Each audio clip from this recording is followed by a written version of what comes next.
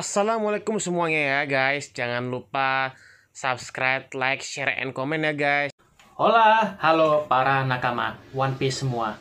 Saatnya gue akan mereview One Piece chapter 1064. Oke, para nakama semua, tanpa berlama-lama lagi, mari kita ikuti dan lanjut berlayar membahas komik One Piece. One Piece chapter 1064 diberi judul Fase Laboratorium Egghead. Cerita ini masuk ke cerita cover story Germa Double Six yang bervolume ke-22 dengan judul Kru Bajak Laut Blackbeard, Kuzan, dan Van Auger. Yang akhirnya terjawab sudah para nakama semua dimanapun kalian berada. Ketika Akainu berkomunikasi dengan salah satu Gorosei pada saat di kejadian Arc Dressrosa ya para nakama, ternyata ya nakama semua dimanapun kalian berada, bahwa Kuzan Aokiji, yaitu mantan admiral di Angkatan Laut, sekarang menjadi kru bajak laut kelompok bajak laut Blackbeard alias Kurohige. Dari peristiwa tersebut merupakan sebuah kebenaran. Namun para nakama nih, kita juga belum tahu apa motif Kuzan sebenarnya. Kalau secara pribadi nih nakama, gue sendiri masih berpikir ini pasti ada kaitannya dengan organisasi rahasia pasukan Angkatan Laut atau yang disebut dengan SWORD. Di situ juga contohnya karena X-Drake yang juga anggota SWORD menyusup masuk ke dalam sebuah kelompok bajak laut besar atau Yonko. Nah, apakah hal tersebut Kuzan layaknya seperti X-Drake? Ini sesuatu hal yang menarik dibahas. Dan ternyata nakama memang benar. Dari cover story ini terungkap jika dua sosok misterius yang datang ke Pulau Kakao di chapter 1046 adalah Aokiji dan Van Auger. Dan kondisi pulau yang membeku tersebut adalah hasil dari kekuatan Kuzan Aokiji yang juga sampai membekukan salah satu komandan Yonko Big Mom, yaitu Charlotte Cracker. Cerita One Piece kali ini masuk ke panel cerita di mana situasi cerita ini melanjutkan bentrok dua kubu, yaitu kubu Yonko Bajak Laut Kurohige dan kubu Bajak Laut Hati yang dipimpin oleh Kapten Trafalgar di Waterloo. Nah, di situasi perang ini, Kurohige yang masih menaiki kuda Stronger dalam mode Pegasus bersama Dokyu, mereka bersiap-siap, Kurohige sendiri bersiap-siap dengan jurus serangan buah iblis Gura-Gura Nomi miliknya. Nah, di sini nakama, Kurohige mengatakan jikalau tak akan bisa lolos dari Kurohige. Sementara Trafalgar di laut yang memiliki sifat cerdas meski dengan SDM atau dengan menggunakan clue ala kadarnya mengkomandoi dengan mantap. Mantap tuh. Pertama, dia meminta salah satu krunya yang bernama Hakugan, seorang karakter topeng yang unik, dengan tujuan untuk mempersiapkan kapal selam polar tank mereka. Seperti ini nakama semua dimanapun kalian berada, kayaknya dia sudah siap-siap cabut untuk opsi terakhir nih laut. Memang wajar sih para nakama, lawannya aja seorang Yonko dengan kekuatan buah iblis yang berimbas semua pada anak buahnya maupun pada Kurohige sendiri. Kemudian Lau juga mengarahkan Sachi dan Penguin untuk menuju ke arah pantai. Baru setelahnya untuk menyambut Kurohige dengan serangan Gura-Gura Nominya, Lau mengeluarkan salah satu teknik spesialnya bernama Air Room Ampute, yaitu sebuah serangan di mana dia menciptakan ruang pada targetnya.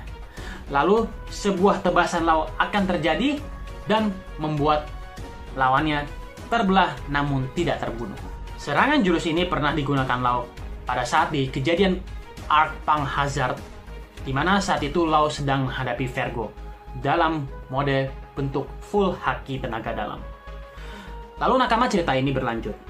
Akibat dari serangan tersebut, kuda Stronger terbelah, dan itu menyebabkan kuda Kurohige saat kondisi berada di udara goyah. Yang akhirnya para nakama, serangan gura-gura tidak tepat sasaran. Namun, tetap beberapa kru laut terkena dampak serangannya dari Kurohige ketika Kurohige jatuh bersama Doki dan Stronger. Lalu beralih ke Dokyu yang jatuh bersama Kurohige dan Stronger. Ekspresi dia terkejut dengan apa yang terjadi dan bertanya-tanya, apakah Stronger sudah mati? Dan dalam sebuah kesempatan, ia dengan cara liciknya ya nakama, dengan cara curangnya, melemparkan keranjang apelnya yang bisa meledak. Betapa curangnya karakter Kurohige maupun anggota bajak laut Titans ya para nakama. Sungguh ini pertarungan yang punya niat yang tidak adil terhadap laut. Oke nakama, yang pernah gue dan nakama lainnya lihat saat awal kemunculannya ketika Dokyu menawarkan apel kepada orang-orang dan menciptakan ledakan saat apel tersebut digigit. Melihat apel yang jatuh mengarah kepada mereka, kru Trafalgar Hilau berlari menjauh. Sementara Sachi yang berada di laut berenang dengan cepat dan menyemburkan tembakan air ke arah apel-apel Dokyu. Lalu nih nakama, kita bisa melihat nih dan menyaksikan akhirnya ledakan terjadi di udara sehingga kru-kru laut dalam posisi aman. Lalu Dokyu terkejut melihatnya. Di sini juga gue pun sendiri terkejut, nakama, karena Sachi bisa melakukan hal yang tadi. Lalu, nakama, Sachi mengatakan bahwa dia ternyata berasal dari North Blue, tepatnya di pelabuhan Rikyū. Jadi jangan pernah meremehkannya. Karena lawannya tak akan pernah menang jika itu adalah pertarungan di atas laut. Jadi sekarang ini nakama, tujuan dari kru bajak laut Trafalgar di laut dan laut sendiri adalah menenggelamkan kapal bajak laut Blackbeard. Dan nakama semua dimanapun kalian berada, kita bisa melihat dan menyaksikan kapal Polar Tank sudah berada di dalam laut. Dan terlihat ada 2 kru yang berenang di dekatnya. Di sana, mereka nampaknya sudah bersiap menyerang kapal Yonko Kurohige dari arah bawah laut. Kemudian kembali ke pulau tempat pertarungan 2 kubu di sana.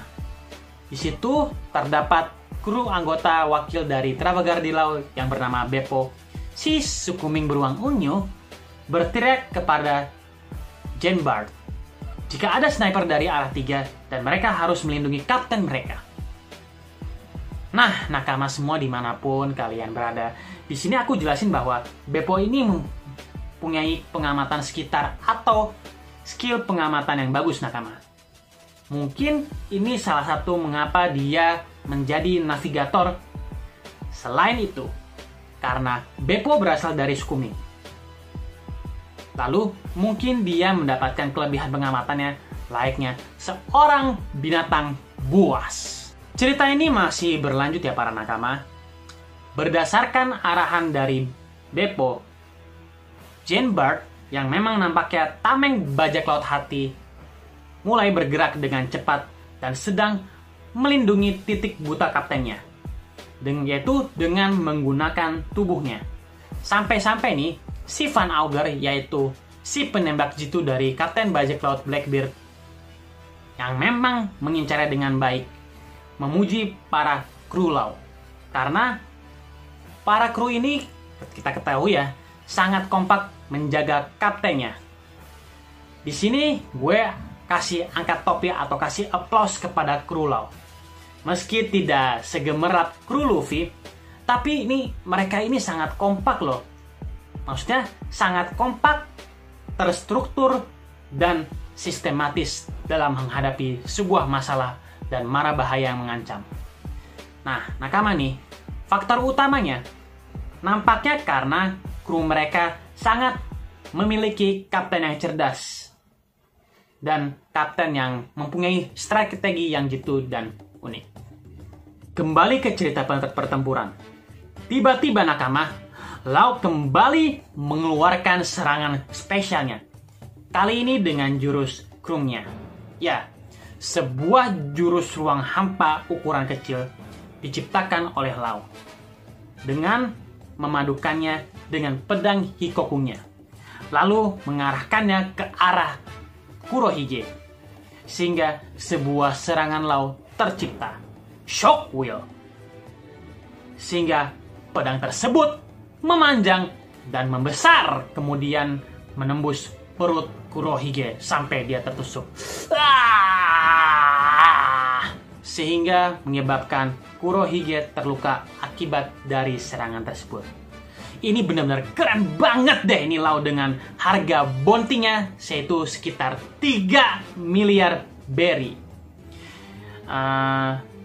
Dengan bantuan kemampuan buah iblisnya, Trafalgar di Waterloo banyak bersanding dengan para pendekar terkuat seperti Bajek Tot, Akagami no Shanks, Roronoa Zoro, dan si mata elang mantan Shichibukai Takano Moe Mihawk atau Jarak Wheel Mihawk. Nakama nih, kalau seperti ini Nakama, benar-benar keren banget memang. Ini jurus baru yang benar-benar luar biasa, yang sampai menghujam Big Mom ke dasar negeri Wano Kuni. Benar-benar good record untuk Trafalgar di Waterloo. Lalu kembali ke cerita. Meski terluka cukup parah akibat tertusuk dari serangan laut, namun kemudian tiba-tiba nih Nakama, Van Auger muncul dan berteleportasi ke dekat Kurohige yang terjatuh. Sambil menyalahkan Kurohige karena semua yang terjadi saat ini adalah kaptennya yang menyerang tanpa rencana. Ya kalau gue bilang sih ini 11-12 lah, sama kayak Kapten Bakasencho tercinta kita yaitu Monkey D. Luffy. Jadi konsepnya serang dulu, berpikir kemudian. Kemudian Van Auger bertanya kepada Kurohige, apakah mereka perlu ditarik kapten untuk mundur? Dan kalian tentu tahu jawabannya.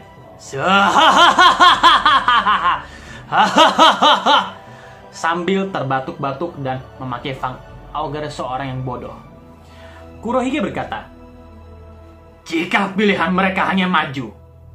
Dan setelah itu Kurohige tiba di hadapan Trafalgar di Waterloo dengan bantuan teleportasi Van Auger. Jujur nih para nakama, gue sungguh tertarik dengan kekuatan buah iblis dari kru Kurohige yang satu ini. Karena hal tersebut sangat keren.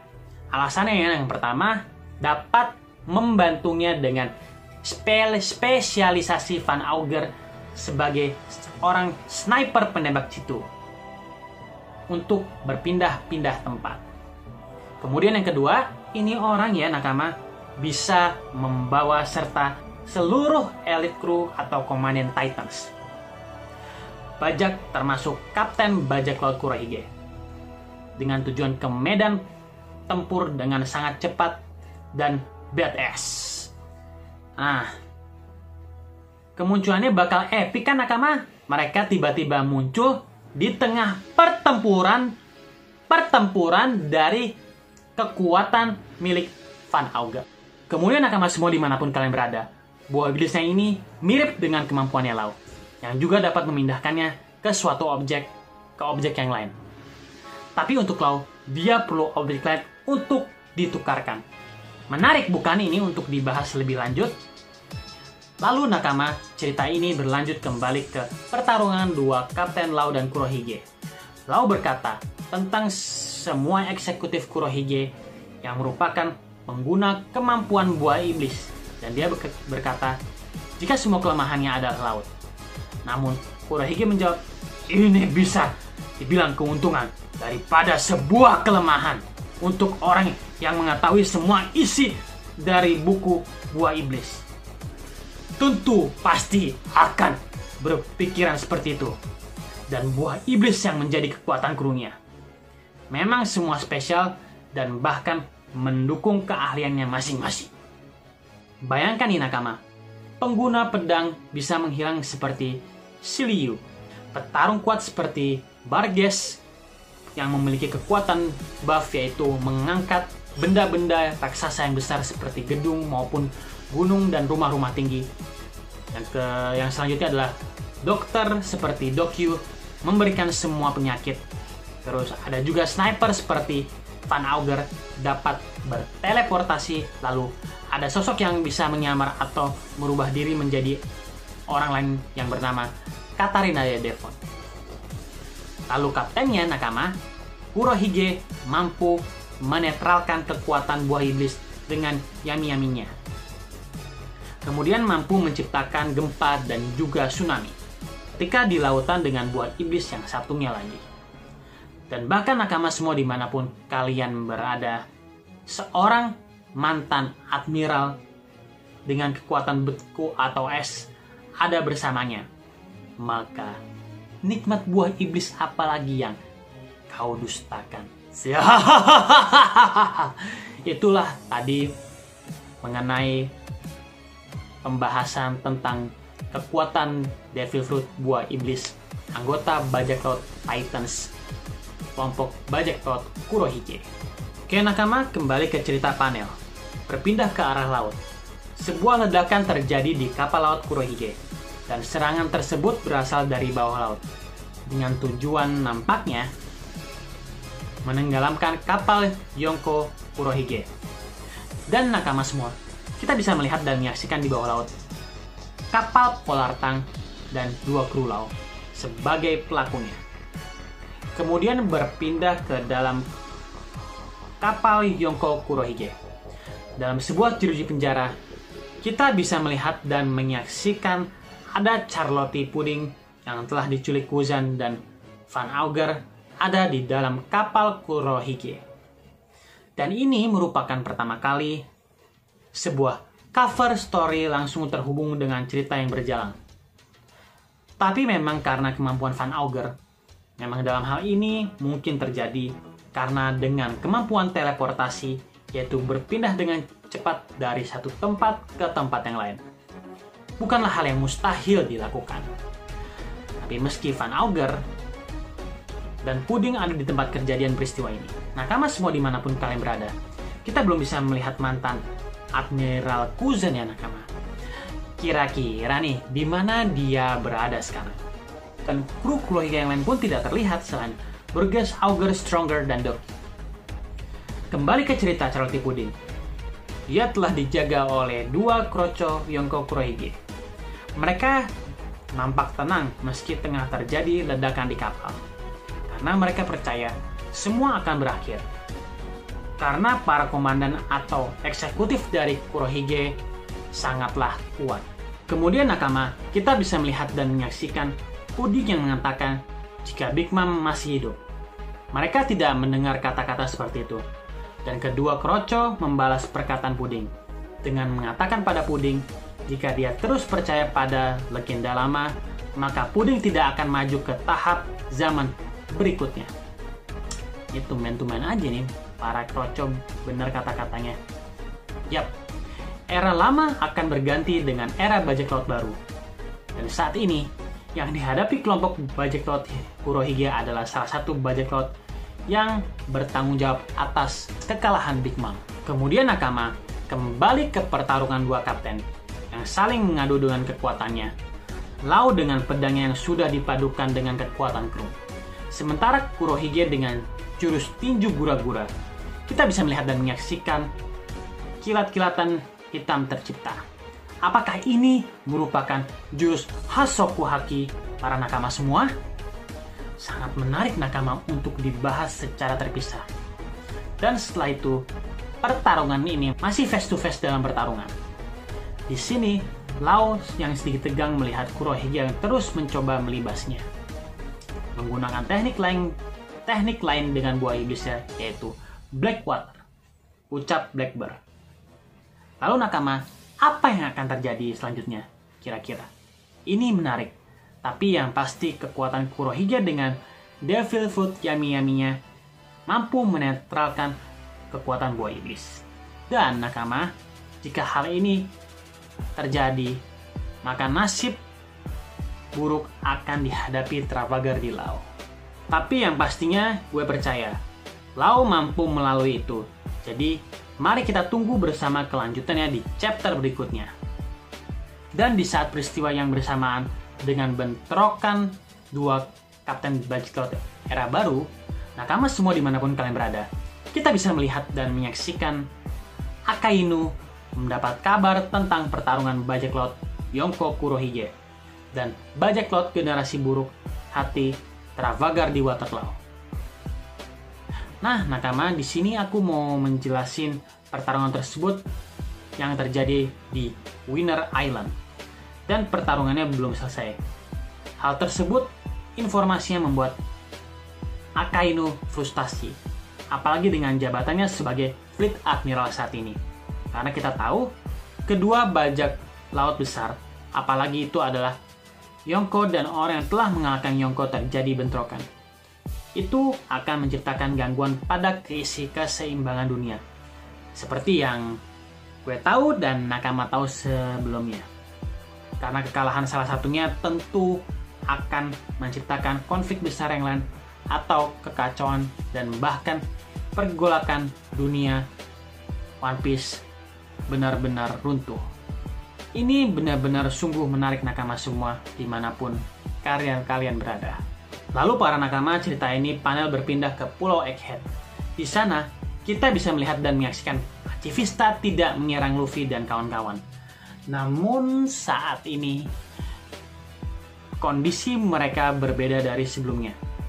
Di Egghead, Jewelry Bone nampaknya menggunakan kemampuan buah iblisnya, sehingga mereka merubah tampilan dan usia. Jinbei dan Bonnie menjadi anak-anak, sementara Luffy dan Chopper menjadi sangat tua dengan tampilan Luffy usia kakek-kakek 70 tahun. Kemudian setelah itu kita mendapatkan informasi dari Jinbei yang dalam wujud anak-anaknya. Dia menceritakan mengenai Bartholomew Kuma menurut yang dia tahu tanpa maksud menghina Bonnie sebagai anaknya. Masih bijak aja Jinbei meski dalam bentuk anak-anak. Lalu Jinbei menjelaskan Kuma yang dia kenal adalah mantan raja yang jahat dari kerajaan yang bernama Kerajaan Sorbet. Kuma berhasil kabur dan menjadi bajak laut setelahnya. Dan Kuma juga dikenal sebagai anggota pasukan revolusioner dan berakhir menjadi tawanan angkatan laut serta dijatuhi hukuman seumur hidup. Namun karena Dr. Vegapunk tertarik pada kekuatan tubuh dan kekuatan terpendam Kuma, sehingga untuk mendapatkan beberapa kondisinya, tubuhnya telah diubah dan jadi bagian proyek pengembangan pemerintah. Lalu setelah itu dia kembali ke lautan dan menjadi salah satu Shichibukai. Kemudian setelahnya Jinbei mengkonfirmasi apakah benar seperti itu kepada Bonnie. Setelah Jinbei berbicara, nakama semua dimanapun kalian berada, kita bisa melihat dan menyaksikan Bonnie mengambil sesuatu dari tempat mereka saat ini, yang merupakan tempat pembuangan, sehingga barang-barang Dr. Vegapunk ada banyak di sana. Dan ternyata ya nakama, yang diambilnya itu adalah sebuah pedang bin atau pedang laser. Bonnie mengatakan jika ia tahu terkait tiruan dari Shichibukai, tiruan yang di sini mungkin yang dimaksud adalah Pacifista. Namun menurut Bonnie, merubah ayahnya menjadi robot itulah hal yang berbeda. Bonnie juga mengatakan meskipun jika dia tahu sejak itu dari awal, siapa yang akan percaya dengan cerita tersebut? Kemudian Jinbei kembali berkata, Kuma harus bertahan dengan hukuman seumur hidupnya. Kejahatan apa yang membuat Kuma dapat berkomitmen dengan semua yang terjadi? Tanya Jinbei kepada Bonnie. Mendengar hal tersebut para nakama, Bonnie marah dan langsung mengarahkan serangan pedang beam atau pedang laser pada Luffy dan Chopper. Lah, kasihan banget, Yang ngomong siapa? Yang diserang siapa? Ya, beruntung mereka berhasil menghindar. Dan Luffy malah kagum dengan pedang laser yang hampir mengenainya. Dan setelah itu, mereka semua kembali ke wujud semula. Nampaknya sudah dikembalikan oleh Bonnie. Lalu, Jewelry Bonnie mengatakan jika ayahnya atau Kuma bukan seorang pemimpin tirani. Ayahnya sangat membenci dengan pemerintah dunia. Makanya Kuma tidak ingin bekerja sama dengan pemerintah dunia. Pemerintah dunia pasti merubahnya secara paksa, ucap Bonnie. Kuma pernah mengatakan jika dia berasal dari ras spesial. Namun semua itu bukan menjadi alasan, sehingga Kuma menjadi bahan eksperimen, atau bahkan membunuh Kuma, ucap Bonnie. Dan hal tersebut diaminkan oleh Baka Sencho Luffy. Wah, seperti ini nakama. Nampaknya sudah masuk nih chemistry-nya nakama antara Luffy dan Bonnie. Sementara Chopper bertanya-tanya tentang ras spesial yang diceritakan oleh Bonnie. Baik para nakama, sedikit membahas gue setuju dengan Bonnie. Semua yang diceritakan oleh Jinbei tentang Bartolomeu Kuma itu pasti sebuah cerita propaganda pemerintah dunia. Kuma adalah orang yang baik para nakama. Namun karena dia berasal dari ras spesial dan juga kekuatan tubuhnya yang juga spesial, sehingga nakama dia diminta untuk menjadi bagian dari pemerintah dunia dan juga diteliti. Namun karena Kuma membenci pemerintah dunia, dia menolaknya. Inilah yang mungkin menjadi alasan bisa jadi Kuma dikambing hitamkan atas suatu peristiwa di kerajaannya, sehingga dia akhirnya dikatakan sebagai tirani. Padahal semua itu tujuannya agar dia ditangkap dan bisa dijadikan eksperimen. Jadi nih nakama, kita ingat kasus ras langka lain seperti King the Wildfire, Komandan Kaido yang juga menjadi objek penelitian pemerintah dunia. Kemudian Yonko Kaido yang telah dikalahkan oleh Luffy, yang memang super dan kuat sejak kecil karena menolak pemerintah dunia dan juga angkatan laut. Akhirnya dia ditangkap dan dijadikan bahan penelitiannya. Sungguh ini merupakan cerita propaganda dari pemerintah dunia. Orang-orang licik memang ada di sana dan berdiri dan melakukan semua atas nama keadilan. Tak salah nih para nakama, Eustace Captain Kidd mengatakan dunia kriminal masih bermoral dari penguasa yang tamat. Apakah kalian sadar? Saat sampah menguasai dunia, maka dunia akan melahirkan sampah. Ucap dari Kapten Kidd. Dan kembali ke cerita. Ke kapal Thousand Sunny yang dibawa terbang oleh robot raksasa. Ternyata robot Vegapunk milik Delete 02 bisa terbang, dan itu disebut Vega Force 01. Di sini, robot tersebut memiliki mesin jet di bagian belakang robot sebagai tenaga pendorong dan dengan bantuan alat gravitasi. Vega Force 01 memiliki kemampuan mengapung di laut alat gravitasi hanya untuk area sekitar Pulau Egghead. Wah, ini benar-benar keren banget para nakama. Robot Vegapunk-nya memiliki kelebihan yang mesin yang cukup kuat dan super. Kemudian para nakama, mereka kru sebagian dari SCP Mugiwara akhirnya tiba di Pulau Egghead. Namun mereka tidak kebagian tempat di mana Luffy, Jinbei, Chopper, dan Bonnie berada. Tempat tersebut ada di bagian bawah yang disebut fase Papyrus. Saat ini mereka berada di tempat yang disebut fase laboratorium. Nah, nakama semua, dimanapun kalian berada, kita bisa melihat dan menyaksikan dari sebuah pipa keluar asap dan menciptakan awan, dan di atasnya ada laboratorium berbentuk bola dunia atau planet yang terinspirasi dengan Universal Studio. Keren banget nih, gokil, semakin gokil cerita detail tentang Pulau Egghead ini nakama. Dan juga di situ ada awan yang ada di Egghead mirip dengan awan yang ada di Skype Island.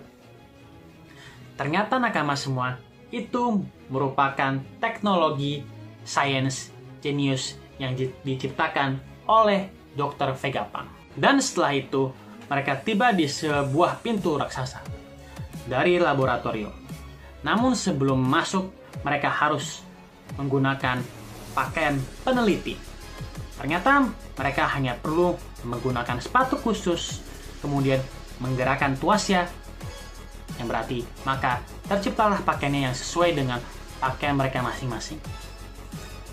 Setelahnya nakama, kita bisa melihat dan menyaksikan mereka para kru menggunakan pakaian masa depan atau pakaian para peneliti. Sementara itu nakama, Roronoa Zoro dan Soul King Road tetap tinggal dan berjaga di kapal karena mereka masih belum percaya sepenuhnya pada orang-orang yang membawa mereka ke tempat tersebut saat ini. Dan salah satu bagian menarik di chapter ini, Vegapunk Saka 01 tiba-tiba kita lihat tengah berkomunikasi dengan seseorang. Vegapunk berkata, jenius adalah seseorang yang bisa melihat masa depannya sendiri. Aku akan segera mati, ucapnya. Sementara orang yang tengah berkomunikasi dengannya berkata, apa yang Vegapunk bicarakan?